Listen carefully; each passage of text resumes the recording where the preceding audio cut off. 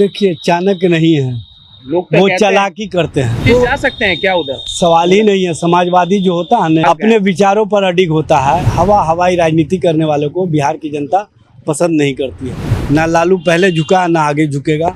भ्रष्टाचारी को सदाचारी बनाने का जो ये वॉशिंग मशीन रखे हुए हैं ना, वो अब नहीं चलेगा। लेकिन इसलिए आने वाला समय इंडिया गठबंधन का होगा। देश की राजनीति के लालू यादव को किंग मेकर माना जाता है, वहीं दूसरी ओर गृह मंत्री अमित शाह को राजनीति का चाणक्य माना जाता है। 2014 से ही देश की सत्ता पर नरेंद्र मोदी काबिज है।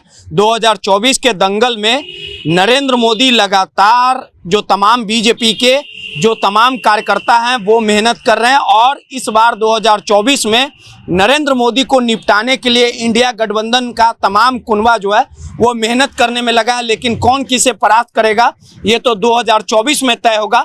लेकिन बिहार में 40 सीटों को लेके लगातार जो पसीना बहाने का काम अमित शाह कर रहे हैं। 16 सितंबर को अमित शाह का दौरा भी है। हमारे साथ बात करने के लिए एजाज साहब हैं, राजद के प्रवक्ता हैं। एजाज साहब, 2024 को लेके कोऑर्डिनेशन कमेटी की बैठक भी हो रही है। तेजस्वी यादव जी गए भी हैं, लालू जी लगातार अब परेशान भी किया जा रहा है। जिस प्रकार से आपको लोग कह रहे हैं लैंड फॉर जॉब मामले में गृह मंत्रालय की तरफ से आदेश भी दे दिया गया। 16 तारीख को अमित शाह आ रहे हैं।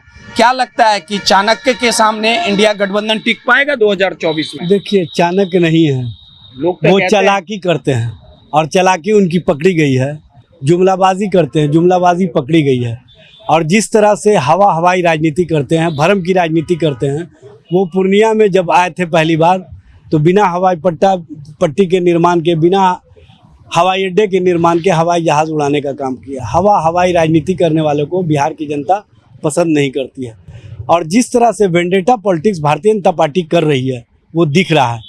एक तरफ अजीत पवार को सप्लीमेंट्री चार्जशीट में नाम हटाया जाता है और दूसरी तरफ लालू जी और अन्य विपक्षी दलों को सप्लीमेंट्री चार्जशीट दाखिल करके परेशान करने की नीयत से उनका नाम दाखिल किया जाता है। गृह मंत्रालय आदेश दे दिया भाई, यही तो समझ की बात है कि जब आप अजीत पवार को क्लीन चिट दे रहे हैं, अपने साथ मिलाने का काम कर रहे हैं, उस अजीत पवार को जिसके संबंध में प्रधानमंत्री ने कहा था कि भ्रष्टाचार के शिरोमणि, जिसके बारे में प्रधानमंत्री ने कहा था नेशनल करप्ट पार्टी, और उसी के 3 दिन बाद इनको अपने यहाँ मिलाने का काम किया और डिप्टी सीएम महाराष्ट्र बनाने का काम किया। इस तरह की राजनीति करने वालों का पोल खुल रहा है। भ्रष्टाचारी को सदाचारी बनाने का जो ये वॉशिंग मशीन रखे हुए हैं ना, वो अब नहीं चलेगा। लेकिन आप मानते नहीं है जिस प्रकार से अमित शाह लगातार सीमांचल के क्षेत्र में आ रहे हैं और इस बार भी आएंगे, चुनाव में कुछ ही महीने शेष बचे, काफी अंतर पड़ेगा और कहीं ना कहीं स्थितियों को खराब करने का जिस प्रकार से लगातार वो फर्क पड़ेगा। 2019 में भी देख लीजिए, खाता तक नहीं खुला, कोई फर्क नहीं पड़ेगा, बल्कि हमारा जो वोट है वो और इंटैक्ट होता है। चूँकि बिहार के लोगों को पता है कि ये सब लोग जुमलेबाज हैं, भ्रम की राजनीति करने वाले हैं। और जिस तरह से सीमांचल और मिथिलांचल के इलाकों में प्रधानमंत्री के स्तर से एम्स के निर्माण की घोषणा की गई, जबकि वहाँ का अभी ज़मीन का भी आवंटन नहीं है दरभंगा में, उसी तरह से पूर्णिया में हवाई जहाज़ उड़ाने का काम किया। तो इस तरह का मिथ्या प्रचार और मिथ्या राजनीति जनता समझ चुकी है। आने वाले समय में इनको इसका खामियाजा भुगतना पड़ेगा। परेशान हो सकते हैं लैंड फॉर जॉब। देखिए, लालू परेशान हो सकते हैं, लालू के परिवार को परेशान कर सकते हैं, लेकिन ना लालू पहले झुका, ना आगे झुकेगा।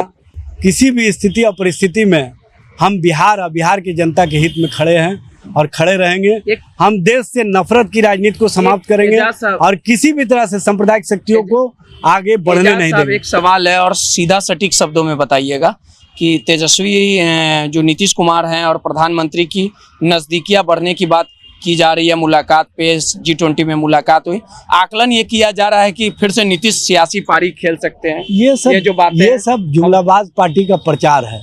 चूँकि उनको जा सकते हैं क्या उधर? सवाल ही नहीं है। समाजवादी जो होता है ना, अपने विचारों पर अडिग होता है। समाजवादी नेता अपने विचारों पर अडिग होता है और जो बिहार से हमने संदेश दिया उसको देश ने स्वीकार किया है।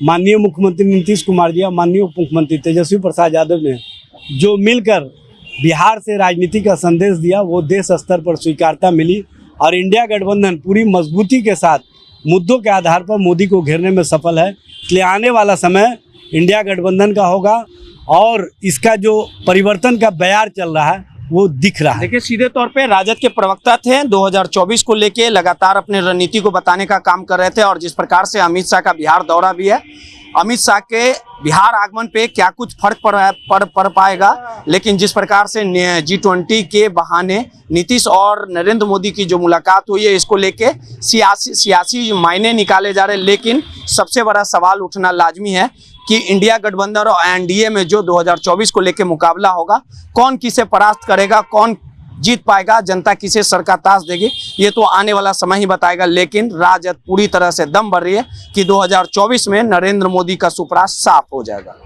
कैमरामैन ऋतिक के साथ रोहित, दर्शनी, पटना।